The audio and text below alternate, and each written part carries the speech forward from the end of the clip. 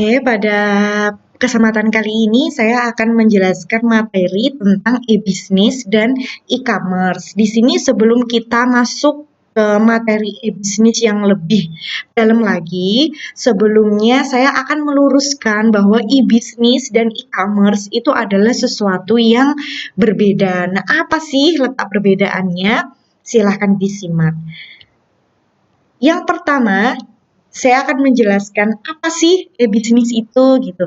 Kebetulan sebelum saya launching video ini, saya telah menyuruh mahasiswa untuk melakukan review, untuk mencari dasar-dasar tentang e-bisnis, kemudian membuatnya menjadi sebuah mind map gitu ya. Sudah saya baca semuanya dan rata-rata pendefinisian e-bisnis yang digambarkan oleh mahasiswa itu sudah betul, akan tetapi mungkin beberapa penyajian yang kurang pas. Jadi, penyajian yang kurang pas itu, karena mind map itu kan sesuatu yang, kita buat untuk memudahkan kita dalam memahami sesuatu gitu. Nah, ada beberapa mind map itu yang teksnya masih sangat panjang gitu kan, sehingga, ya mungkin dia maksudnya memberikan definisi gitu ya, tetapi mohon dibedakan bahwa mind map itu tidak sama seperti esai, kayak gitu.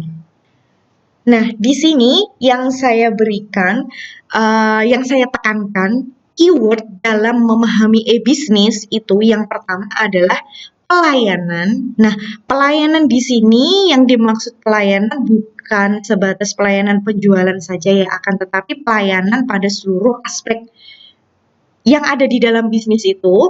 Nah, kemudian pelanggan, ini tentu ya pelanggan itu sebagai objek atau sasarannya gitu. Nah, kemudian yang selanjutnya adalah transaksi gitu. Jadi e-bisnis ini dia juga menangani transaksi. Nah, transaksi apa yang dimaksud? Bukan transaksi penjualan saja, akan tetapi seluruh transaksi yang terjadi di dalam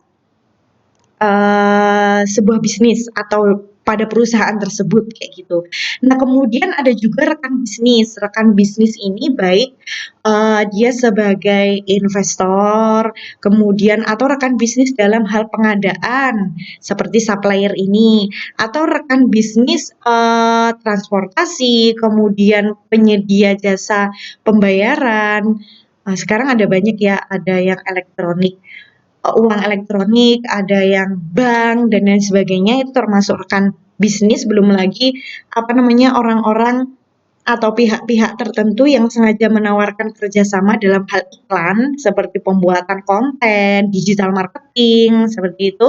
Nah, yang selanjutnya adalah internet. Iya, ini karena e-bisnis itu kan definisi dari elektronik bisnis. Yang namanya elektronik berarti basisnya internet. Kalau bukan basisnya internet berarti bukan e-bisnis. Nah, kemudian ada e-learning. E-learning di sini itu yang dimaksud adalah pembelajaran tentang teknis, kemudian tata kelola secara prosedural itu seperti apa. Nah, ini diperlukan karena apa? Karena yang namanya sebuah perusahaan, apalagi perusahaan yang sangat besar, itu kan karyawannya macam-macam. Dan ada yang kontrak, ada yang tetap, kemudian ada yang masuk dan ada yang keluar, ada yang pensiun dan ada yang rekrutmen baru gitu. Jadi tidak ada karyawan yang tetap dan multitasking semuanya dikerjakan oleh satu karyawan, kan nggak mungkin ya. Nah, karena keluar masuknya karyawan itu sangat cepat dan jenisnya juga harus di manajemen, maka e-learning di sini fungsinya untuk apa ya, sebagai media pembelajaran untuk orang-orang yang baru itu supaya tidak terlalu boros tenaga, tidak terlalu boros biaya, dan tidak terlalu boros waktu untuk memberikan training kepada karyawan. Karyawan yang beda-beda jenisnya itu tadi, gitu. Nah, kemudian apa sih e-commerce itu? Nah, e-commerce keywordnya itu adalah transaksi penjualan. Jadi dari sekian banyaknya transaksi, e-commerce itu hanya menangani transaksi penjualan saja, kemudian retur, kemudian pelanggan, ini jelas ya, pelanggan sebagai objeknya, kemudian layanan penjualan, dan internet. Seperti itu. Dari sini mungkin sudah ada gambaran bahwa e-bisnis itu ternyata proses digitalisasi seluruh perusahaan, sementara e-commerce itu hanya di sektor penjualan saja. Nah, ini sekilas gambaran ya bahwa di dalam perusahaan, perusahaan itu dia memiliki pemasok, ya kan, untuk memproduksi barang, dia butuh bahan baku, kemudian dia perlu bahan-bahan untuk packaging, ya kan, kemudian dia butuh bahan untuk yang lain-lain ya barang setengah jadi mungkin dia harus memasok kayak gitu. Nah, kemudian perusahaan itu dia juga mempunyai mitra. Mitra di sini banyak ya seperti yang saya jelaskan tadi. Mitra di sini ada yang investor, bank, terus kemudian ada beberapa komunitas-komunitas mungkin yang ikut andil dalam perusahaan tersebut, baik sebagai investor maupun distribusi ataupun kerjasama dalam hal lainnya gitu ya, terutama di bidang pemasarannya. Nah, kemudian ada distributor juga, karena untuk perusahaan besar dia ada kalanya memang harus bersinggungan dengan pelanggan utama, tetapi untuk penyebaran produknya dia akan memerlukan distributor, di mana distributor-distributor ini juga dipelihara oleh perusahaan dan perusahaan harus mengenali distributor-distributor itu berikut kinerjanya. Nah, kemudian ada mitra dan infrastruktur, ini maksudnya adalah mitra-mitra IT, baik itu bagian keamanan sistem, kemudian bagian service system, kemudian bagian maintenance, dan infrastruktur-infrastruktur IT, kemudian infrastruktur mesin, dan lain sebagainya kayak gitu ya. Jadi kan untuk perawatan mesin, perawatan gedung, perawatan IT, pokoknya seperti itulah. Itu semua harus di-maintenance betul-betul oleh perusahaan karena ini semua adalah aset, aset bagi perusahaan. Nah, selanjutnya e-bisnis itu dia menangani ini semua. Nah, di sini ada perusahaan. Nah, kalian bisa lihat perusahaan itu divisi yang umum ya. Ini yang saya tulis ini yang general. Yang pertama dia punya sumber daya. Sumber daya di sini bisa dikatakan sumber daya manusia, kemudian mesin, gedung itu juga sumber daya ya. Terus apalagi mungkin IT juga bagian dari sumber daya.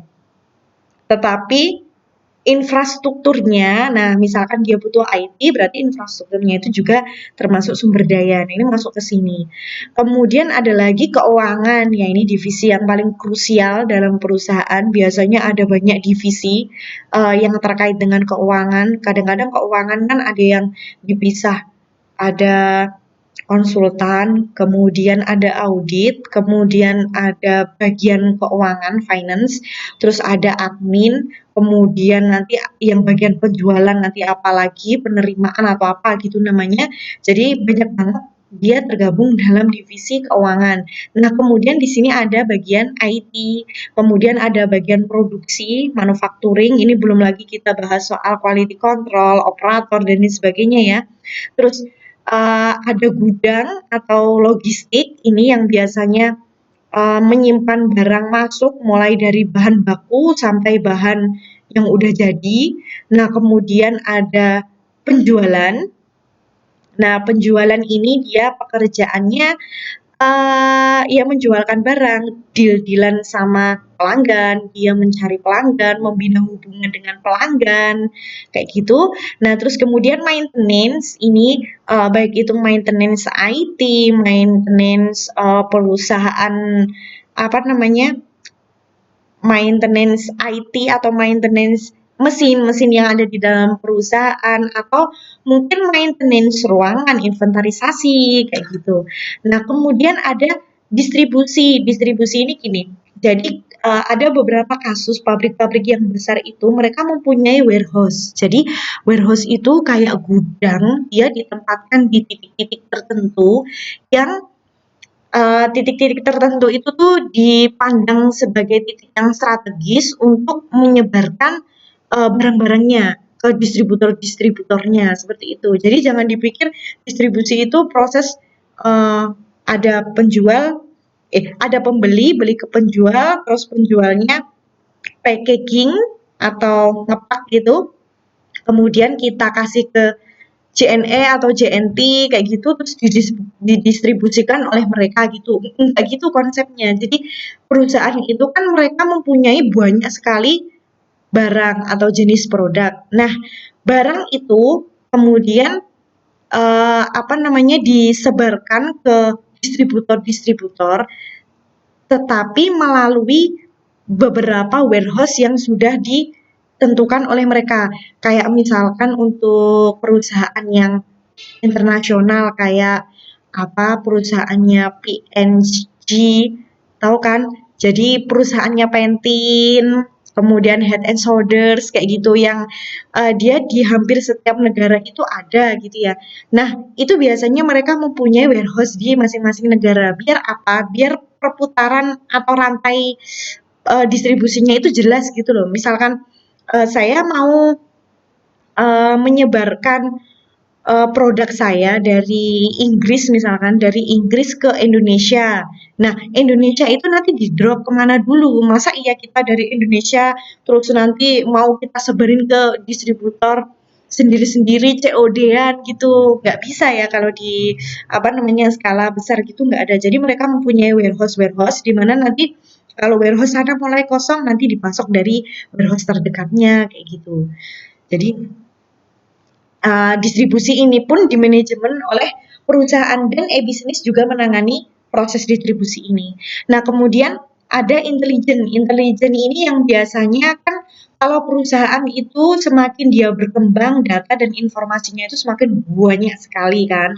Nah, ketika data dan informasi itu semakin banyak, mereka akan menggunakannya untuk peramalan, untuk evaluasi, untuk apa ya namanya, untuk clustering, untuk soalnya itu nanti digunakan untuk merumuskan strategi perusahaan. Nah, di sini dibutuhkan orang-orang intelijen atau biasanya yang bisa mengolah atau membaca data. Jadi kemarin itu kita mencanangkan strategi A itu ternyata menumbuhkan omset berapa persen, kemudian kenapa kok bisa tumbuh segitu gitu, apakah ada permasalahan di lapangan, kemudian apakah sistemnya bermasalah dan lain sebagainya itu diidentifikasi dan ini tugasnya intelijen. Nah kemudian yang selanjutnya ini ya yang perlu saya tekankan bahwa sebenarnya di seluruh divisi ini dia akan selalu berhubungan. Coba dilihat ini ada satu divisi yang kira-kira dia bisa berdiri sendiri nggak? Kayaknya nggak ada ya. Jadi semuanya memang membutuhkan data dari satu divisi dengan divisi yang lain. Nah, dan e-bisnis itu mendigitalkan seluruh proses bisnis yang terjadi di antara divisi-divisi ini. Gitu.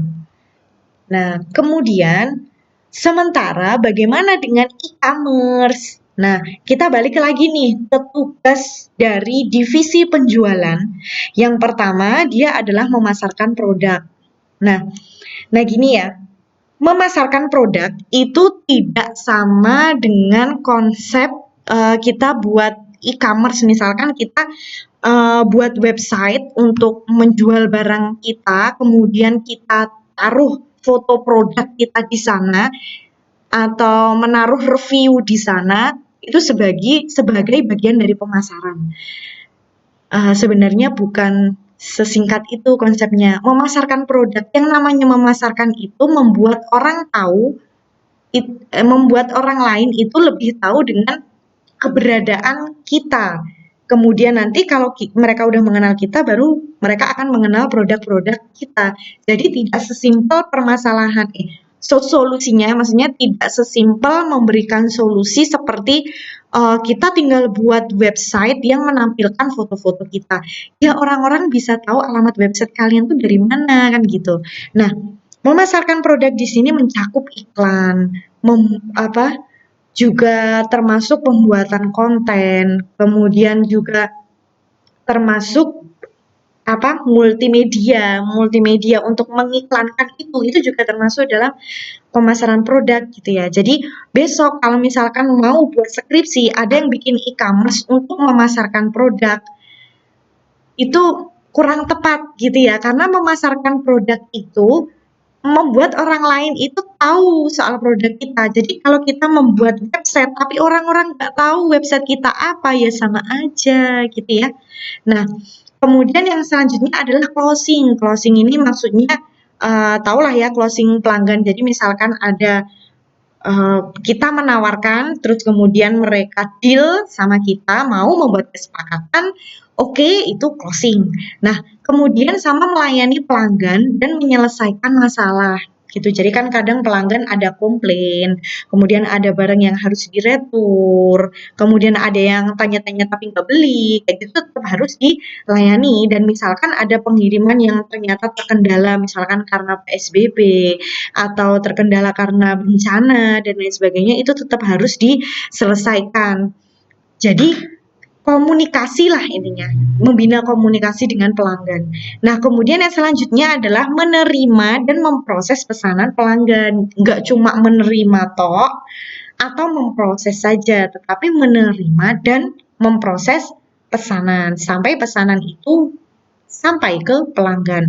Nah, kemudian yang terakhir adalah membina hubungan dengan pelanggan. Ini baik dengan melakukan pelayanan yang baik atau dia sengaja memetakan pelanggan maksudnya mana pelanggan yang prioritas, mana yang enggak, kemudian dia mempraktikkan layanan yang sudah dirumuskan oleh bagian intelijen, misalkan untuk pelanggan yang jenis ini nanti dilayani dengan seperti ini, pelanggan jenis ini, kemudian nanti dia dilayani dengan seperti ini, kayak gitu. Jadi membina hubungan dengan pelanggan sesuai dengan klasternya.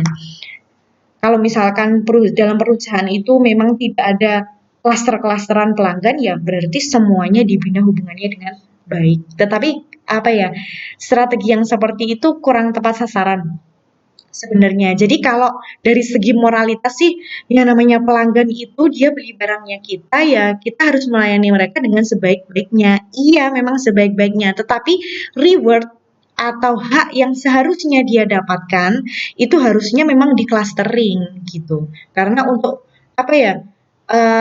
Biar kita itu ketika berani mengeluarkan modal yang besar itu ternyata memiliki dampak yang signifikan terhadap pelanggan tersebut gitu. Beda kan ceritanya kalau kita membina hubungan semuanya dibaikin, ternyata tidak semua pelanggan itu berpotensi untuk kembali lagi. Nah, kayak gitu loh. Jadi memang bagian penjualan ini juga harus tahu karakter dari pelanggannya dengan cara membina hubungan ini. Nah, kemudian e-commerce. Jadi e-commerce itu adalah platform digital yang digunakan oleh bagian penjualan tadi untuk menjual barang atau jasa, dan mereka dengan platform e-commerce itu bisa merengkuh pelanggannya. Gitu. Nah, kemudian pada pelaksanaannya, ketika perusahaan menggunakan e-commerce, maka dia itu akan memiliki mitra. Yang pertama bank atau penyedia uang elektronik seperti OVO, GoPay, Dana, Link Aja, kayak gitu. Nah, kemudian jasa antar barangnya, ini misalkan perusahaannya masih perusahaan skala kecil atau misalkan skala besar pun mereka tetap membutuhkan divisi distributor yang bagus ya, karena kan untuk distribusi itu kan juga butuh kendaraan, ya nggak? Butuh kendaraan, terus butuh perawatan, terus kemudian butuh biaya-biaya yang lain, biaya transportasi, belum lagi biaya pajak, dan lain sebagainya. Nah, dan yang selanjutnya adalah merchant atau fasilitator. Ini jadi mungkin buat mitra-mitra yang bekerja sama dengan kita, menawarkan diskon, menawarkan event bersama, kemudian apa sih, menawarkan voucher-voucher seperti itu. Atau fasilitator itu yang mendukung e-commerce kita itu tetap berjalan dengan lancar. Maksudnya nggak ada gangguan gitu loh. Baik dari segi load data maupun distribusi informasinya. Nah, yang selanjutnya kita tentu membutuhkan AdSense. untuk memasarkan e-commerce kita. Jadi bukan memasarkan produk yang ada di e-commerce kita, tetapi memasarkan isi semuanya dari e-commerce kita. Nah, kemudian mitra-mitra ini akan bergabung secara teknis di e-commerce, namun penanganannya yang lebih lanjut itu ada di e-bisnis. Penanganan yang lebih lanjut itu misalkan pembuatan laporan kerjasama, kemudian deal-dealan kerjasamanya, terus kemudian pelaksanaan kerjasamanya, dokumennya seperti apa, eksekusinya seperti apa, kemudian hasilnya seperti apa, itu ditangani di e-bisnis. Jadi udah bukan di e-commerce lagi. E-commerce itu hanya teknisnya aja, gitu ya. Nah, yang selanjutnya ini ada tipe-tipe e-commerce nih. Yang pertama itu ada B2B, yaitu business to business. Nah, terus kemudian ada business to customer, kemudian ada customer to business, dan customer to customer. Yang pertama adalah business to business atau B2B. Nah, B2B itu merupakan website untuk interaksi antara perusahaan-perusahaan penyedia barang atau jasa secara online. Contohnya adalah trading, kemudian sama beberapa kasus import bahan baku. Jadi bahan baku ada yang import dari negara lain. Nah, itu merupakan salah satu contoh B2B. Nah, kemudian ada B2C. Jadi website yang digunakan untuk menjual barang atau jasa dari produsen utama, jadi dari pabriknya, kepada konsumen. Nah, contohnya kayak Gojek sama Matahari Mall. Saya kurang tahu ini Matahari Mall masih beroperasi nggak ya? Tapi untuk aplikasi Matahari itu ada ya. Kan Matahari itu dia adalah sebuah bisnis sendiri. Nah, sementara dia menjualkan eh, brand atau iya barang-barang yang biasanya ada di Matahari itu melalui website mereka. Nah, seperti itu. Itu contoh dari bisnis to customer gitu ya. Nah, kemudian ada C2B atau customer to business. Nah, customer to business ini web yang memungkinkan konsumen menawarkan atau menjual barang atau jasa mereka itu kepada perusahaan. Nah, contohnya ini ada AdSense sama iStockPhoto.com. Atau misalkan kalian tahu ada website-website yang menawarkan desain grafis atau gambar kayak Freepik, kemudian apa Shutterstock atau apa kayak gitu ya, itu kan mereka juga basisnya kita, misalkan kita adalah desainer atau kita mempunyai sebuah karya, kemudian kita ngasih ke mereka, nanti mereka yang ngejualin kayak gitu. Nah, kemudian ada C2C, web yang memungkinkan konsumen itu menjual barang atau jasa pada konsumen juga melalui pihak ketiga. Nah, ini contohnya para marketplace seperti Tokopedia, Bukalapak, kayak gitu. Nah, kemudian untuk strategi e-bisnis itu kan tadi kita ngomongin soal e-commerce. Kita tahu ya gambarannya e-commerce itu adalah seperti ini. Nah, kemudian untuk e-bisnis sendiri itu yang pertama ada ERP. ERP itu mengkoordinasikan seluruh sumber daya, data, dan informasi bisnis melalui sebuah aplikasi. Jadi ada satu aplikasi khusus yang besar sekali dan dia ditangani oleh vendor, ditangani oleh pihak ketiga, dan itu legal ya. Kemudian apa namanya terbagi dalam hak akses yang sangat banyak sesuai dengan kebutuhan bisnis dan softwarenya ini sangat mahal. Ini ERP pernah kalian pelajari, kayaknya ada mata kuliahnya. Enterprise Resource Planning itu adalah perencanaan sumber daya perusahaan. Kalau ERP itu adalah sistemnya. Nah, kemudian ada EAI. Nah, konsep ini tuh konsep integrasi dari proses bisnis yang memungkinkan antar perusahaan itu dapat bertukar informasi. Jadi ini tuh dia buat sistem informasi sendiri-sendiri di divisi sendiri kayak gitu. Nah, tetapi antar sistem informasi itu tuh saling terintegrasi gitu loh datanya sama informasinya kayak gitu. Itu konsepnya EAI. Kalau ERP itu dia mengkoordinasikan seluruhnya itu karena dia ada satu aplikasi dengan berbagai modul gitu ya. Tapi kalau EAI itu sistemnya sendiri-sendiri, cuman data sama proses bisnis yang terjadi itu saling berintegrasi gitu. Nah, kemudian yang selanjutnya CRM. CRM itu perangkat lunak atau software yang didesain untuk meningkatkan keuntungan dan kepuasan para konsumen. Dia bisa memetakan konsumen, kemudian dia bisa membaca keuntungan. Nah, yang selanjutnya adalah SCM atau Supply Chain Management. Maaf. Nah, strategi manajemen ini difokuskan untuk rantai supply atau rantai pasok yang secara otomatis dan terkomputerisasi. Kayak gitu. Jadi dia menangani seluruh sumber daya, bisa pakai yang ini. Kalau dia pengen mengordinasikan seluruh sumber daya bisa pakai ERP. Kemudian ada EAI di mana setiap divisi mempunyai sistem sendiri-sendiri tetapi datanya saling berintegrasi. Nah, kemudian ada CRM ini khusus untuk penanganan pelanggan dan SCM ini khusus untuk menangani pemasok. Ini nanti masing-masing akan kita bahas ke belakang detail modulnya. Jadi di penjualan itu kegiatannya apa, kemudian di rantai pasok itu kegiatannya apa gitu ya. Nanti harapan saya bisa membuka ide dari para mahasiswa untuk membuat judul skripsi. Jadi tidak melulu untuk membuat sistem informasi penjualan atau e-commerce karena sebenarnya banyak hal yang bisa digali dari hal-hal di sekitar kita. Nah, kemudian ini saya jelaskan dulu skema umum dari penjualan. Yang pertama, pelanggan itu mereka melakukan dealing dengan bagian penjualan setelah bagian marketing itu melakukan penawaran ya.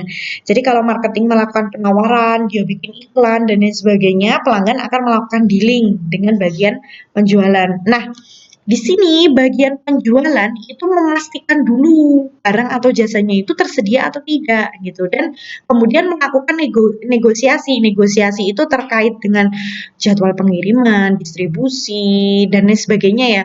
Ada ketersediaan stoknya, kemudian harga totalnya, kemudian nanti bagaimana mekanisme penerimaannya, macam-macam lah. Oh, nah kemudian yang selanjutnya bagian penjualan itu akan memberikan invoice dan kesepakatan kayak term and condition. Jadi punya proses pembayarannya gimana nih? Mau dibayar di awal berapa persen, mau dibayar di akhir nanti berapa persen, atau dibayar lunas, dibayar cash, debit atau apalah ya. Nah itu diberikan oleh bagian penjualan. Nah, kemudian pelanggan itu akan menunggu dan menerima serta mengonfirmasi pesanan apakah barang itu sudah diterima atau belum. Kemudian mengkonfirmasi apakah pesanan itu datang sesuai dengan jumlah, kemudian datang dalam kualitas yang baik atau datang dalam kondisi yang kurang baik seperti itu. Nah, yang selanjutnya nah ini pentingnya e-bisnis itu di sini untuk perusahaan sekelas enterprise yang sangat besar. Jadi dia untuk menjamin ketersediaan barang atau jasa, proses negosiasi harga dan mengirimkan pesanan yang dilakukan oleh bagian penjualan tadi itu, mereka itu akan berkoordinasi dengan bagian-bagian yang lain. Jadi misalkan ada pelanggan nih datang negosiasi soal ketersediaan. Jadi katakanlah pelanggannya itu pesen sampai 10.000 atau 30.000 gitu dalam waktu 3 bulan mungkin atau 4 bulan gitu. Nah, untuk bagian penjualan itu dia bisa bilang ya atau dia bisa bilang kayaknya nggak bisa deh gitu. Dia kan harus berkoordinasi dengan bagian gudang. Apakah barang yang tersedia itu ada berapa? Kemudian bagian sumber daya manusia, misalkan jadi misalkan dihitung ya, kalau saya pengen menghasilkan 30.000 barang dalam waktu 4 bulan, itu kira-kira saya butuh berapa karyawan, kemudian jam kerjanya mereka itu ditambahi berapa, kemudian, dengan harga segitu kira-kira nanti saya bisa bayarin upah karyawan saya nggak? Kayak gitu. Jadi jangan sampai hanya untuk memenuhi pesanan itu dia bilang ya, padahal dia rugi. Rugi dari segi mesin dan rugi dari segi bayar upahnya. Nah, kayak gitu. Jadi itu mengapa pentingnya e-bisnis karena untuk menyatukan seluruh informasi dan data. Makanya tadi e-bisnis itu kan juga ada konsep e-learning-nya, di mana ada kasus-kasus tertentu yang mungkin harus dipelajari oleh bagian keuangan, misalkan untuk negosiasi dalam hal harga itu maksimal berapa persen, kemudian minimal berapa persen dari marginnya, kayak gitu memang harus di apa ya, dipelajari. Jadi nggak bisa apa namanya, hanya karena saya misalkan bagian penjualan harus cuti, terus nanti ada yang menggantikan saya akan banyak tanya sekali gitu ya, atau mungkin pada proses trainingnya kita harus men-training semuanya dari awal. Bayangin aja kalau dia akhirnya nggak betah, kan berapa waktu, berapa uang yang sudah kita korbankan untuk si karyawan tadi ya. Nah, makanya itu dia juga ada proses e-learning di dalam e-bisnis itu. Nah, jadi sekilas udah dapat gambaran ya tentang e-bisnis itu seperti apa dan e-commerce itu seperti apa. Semoga ke depannya tidak akan menjadi sebuah apa ya, sebuah gambaran yang abu-abu gitu. Jadi ini kayaknya e-commerce deh, ini kayaknya e-bisnis deh gitu. Jadi udah sampai sini saya harapkan sudah memahami mana yang e-bisnis dan mana yang e-commerce. Nah, sekian dari saya untuk pertemuan ke depan. Nanti kita akan bahas hal yang lebih mengerucut lagi. Kalau ini kan masih general ya, masih umum sekali. Nah, untuk minggu-minggu yang akan datang kita akan membahas lebih spesifik lagi. Hmm, semoga waktunya cukup ya, karena ini kelasnya masih daring. Oke, terima kasih telah menyimak materi hari ini. Untuk latihan bisa dicek di e-learning ya.